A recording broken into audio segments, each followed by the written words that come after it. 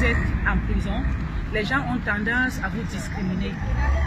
La société a un regard haineux, parfois même accusateur, et on peut même dire haineux. Et nous sommes venus ici aux côtés des femmes détenues pour leur dire que la prison n'est pas une fin en soi. C'est pas parce qu'elles ont été très mauvaises qu'elles sont là-dedans et que nous avons été très bonnes que nous sommes dehors. C'est pour ça que nous sommes venus choisir les femmes. Pourquoi? Choisir les femmes tout simplement parce que la femme, à travers elle, pourra faire passer le message dans ce milieu carcéral pour dire à tous les prisonniers de ne pas désespérer. La prison n'est pas une fin en soi, comme je venais de dire tout à l'heure. Et que malgré tout, nous venons aussi les soutenir, nous pensons à eux.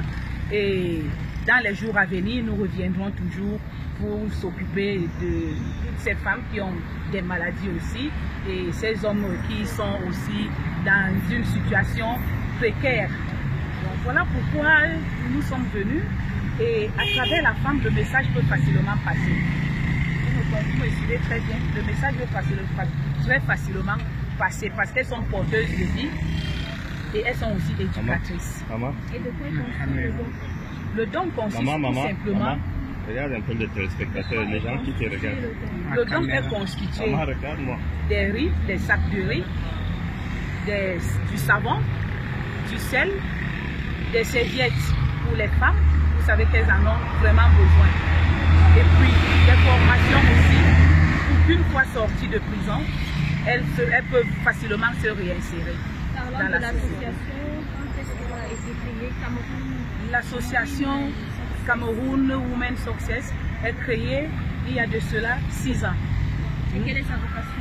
Sa vocation, l'association Africa Women Success d'abord et Cameroun Women Success est un regroupement de femmes ressortissantes des 10 régions. Donc, ressortissant des 10 régions, fondé sur 4 piliers. Le premier pilier, c'est d'abord la solidarité. Cette solidarité que vous et moi, c'est le transfert, c'est le partage des intérêts entre les femmes. Le deuxième pilier, c'est l'autonomisation de la femme. La femme doit se prendre en charge, savoir prendre elle-même ses propres décisions. Le quatrième pilier, c'est l'inclusion, qui est le contraire de l'exclusion et la discrimination. La femme doit intégrer sa soeur, son frère dans ce qu'elle sait faire. Et le quatrième pilier, c'est le leadership féminin. C'est-à-dire la femme doit être capable elle-même de s'affirmer dans un monde des hommes. Je vous remercie. Très bien, madame la présidente. Très bien. Mais tu vas arranger, hein? Elle va prendre des décisions.